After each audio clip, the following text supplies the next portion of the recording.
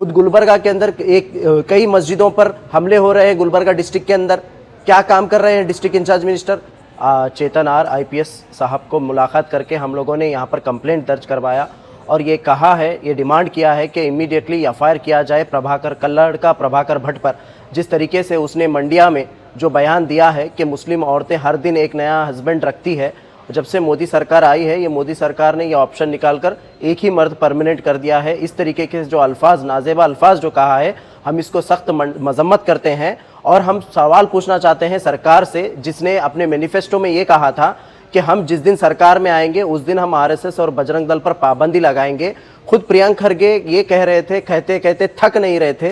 Gulbarga district incharge minister mister Priyank Kharge ये कह रहे थे कि हम जो भी कम्युनल स्पीच करेंगे हम उनको पकड़कर अरेस्ट करके जेल में डालेंगे बोलकर ये बोले थे। मैं उनसे सवाल करना चाहता हूं, कुछ नया डिमांड हम लोग यहां पर लेकर नहीं आए हैं। हम उनसे सवाल करना चाहते हैं कि प्रभाकर भट्ट और जो सिद्धलिंगैया स्वामी, ऐसे जो जितने भी प्रमोद मुतल्लिक, ये जो बजरंग दल के, आरएसएस के जो लोग हैं, श्री राम सेना के जो लोग हैं, लगातार मुस्लिम औरतों को जो टारगेट कर रहे हैं, जो औरत की डिग्निटी को, एक वुमेन कम्युनिटी को जो टारगेट कर रहे हैं, इनके ऊपर एक्शन कब लेंगे ये लोग? सबसे बड़ा सवाल ये है। तो ये सब ये सिर्फ बात करने वाले लोग हैं, जबकि आप देखिए कर्नाटका में 75 लाख वोटर्स मुस्लिम्स हैं, उसमें से 55 लाख वोटर्स इस बार कर्नाटका में इलेक्शन में वोट दिए हैं। उसमें कांग्रेस को 50 लाख से ज़्यादा लोगों ने, मुसलमानों ने वोट दिया है।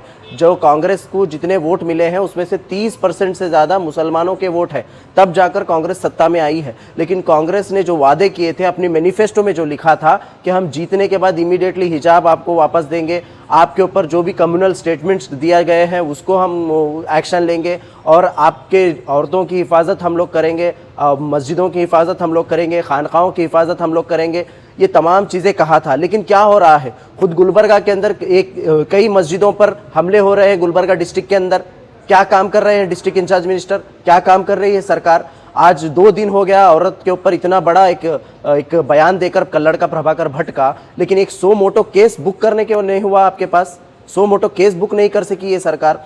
तो ये सरकार सिर्फ और सिर्फ वोट लेती है, वोट लेकर 75 साल इन्होंने यही किया है। तो हमें भी सोचना चाहिए, जितने लोगों ने वोट दिया है कांग्रेस को, इनसे सवाल पूछना चाहिए। खुद मोहतरमा कनीज़ फातिमा 2 दिन पहले हिजाब के बारे में इतना अच्छा बयान दिए थे। मैं पूछना चाहता हूं मोहतरमा कनीज़ फातिमा जी, मुस्लिम औरतों के बारे में इतना बड़ा बयान, इतना खतरनाक, इतना एक गंदा बयान कल्लड़ का, प्रभाकर भट्ट का आया, आपने क्या किया? क्या आपने पुलिस को बात करके एफआईआर बुक किया?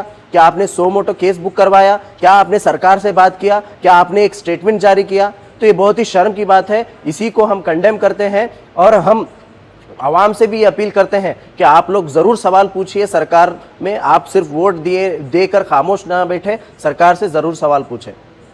आज हम यहाँ गुलबर्गा कमिश्नर ऑफिस में मौजूद हैं अपनी पूरी वुमेन इंडिया मूवमेंट डिस्ट्रिक्ट की टीम के साथ और स्टेट की ट्रेजरर के साथ। हमारे एसडीपीआई के जनरल सेक्रेटरी भी हैं। हमने आज कमिश्नर से मिलकर एक एफआईआर की अपील और मेमोरेंडम दिया है। ये एफआईआर जो है, ये 2 दिन पहले प्रभाकर भट्ट के दिए हुए एक बहुत ही ख़राब और गंदे बयान के ऊपर है, जिसमें हमने कमिश्नर को ये बताते हुए अपील की है कि एफआईआर की जाए। हम समझते हैं कि इस तरह के हार्श स्टेटमेंट या कम्युनल स्टेटमेंट, जो कि इन लोगों की एक आइडियोलॉजी के तहत भी है कि मुस्लिम औरतें जो हैं वो हस्बैंड्स को चेंज करने की हैबिट रखती हैं, या हम इस ड्रेस में, अपने अबाया में जो है वो हम टेररिस्ट मालूम होते हैं।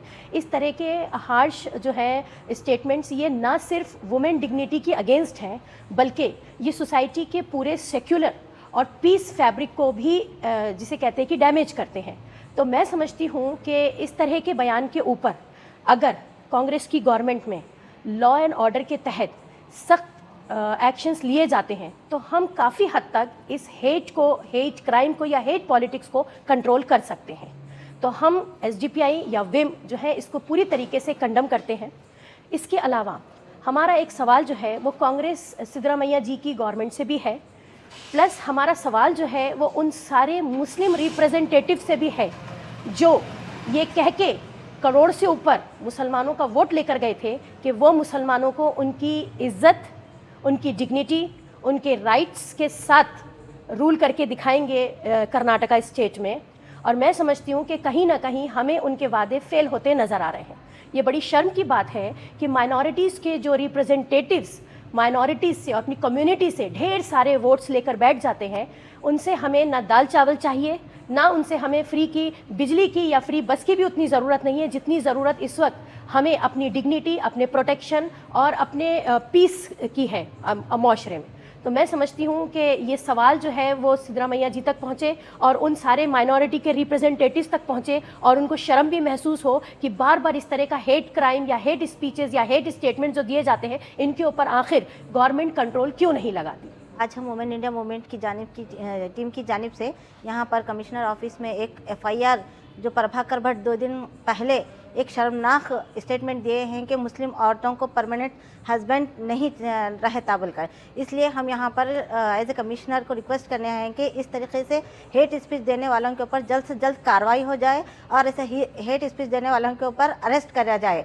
ये आने वाले दिनों में हमारी मुस्लिम माशरे के औरतों की डिग्निटी के लिए जो खतरनाक है, तो इसलिए हम लोग ये सिद्धरामैया गवर्नमेंट से ये अपील करते हैं कि उन पर जल्द से जल्द FIR हो और कार्रवाई हो, क्योंकि अगर इस पर कार्रवाई नहीं होगी तो इन लोगों का और हौसला अफजाई होगी और जो है ना ये हेट स्पीचेस देकर हमारे माशरे को ख़राब करेंगे और औरतों की डिग्निटी को और ख़राब करेंगे। तो हमारे मुस्लिम माशरे की औरतों का चलना फिरना जो है ना आज मुश्किल हो जाएगा। जैसे हिजाब के लिए भी जो है ना कनीज़ फातिमा परसों जो है ना बयान दिए हैं, लेकिन उस पर कुछ एक्शन नहीं हुआ और सुप्रीम कोर्ट से कोई ऑर्डर नहीं हुआ, लेकिन सिर्फ बयानी और अल्फाजी से ये काम चलने वाला नहीं है। हमें एक क़ानून पास करने की हम उनसे एक ज़रूरत है कि वो पूरी तरीके से सुप्रीम कोर्ट से एक ऑर्डर लाएं कि हमारे जो है ना हिजाब के ऊपर एक ऑर्डर लाएं कि हिजाब बैन नहीं है बोलकर। लेकिन हमारी कनीज़ फातिमा जी को ये मालूम नहीं है, फिर भी बयान दे रही हैं। लेकिन आज ये प्रभाकर भट्ट इतना ख़तरनाक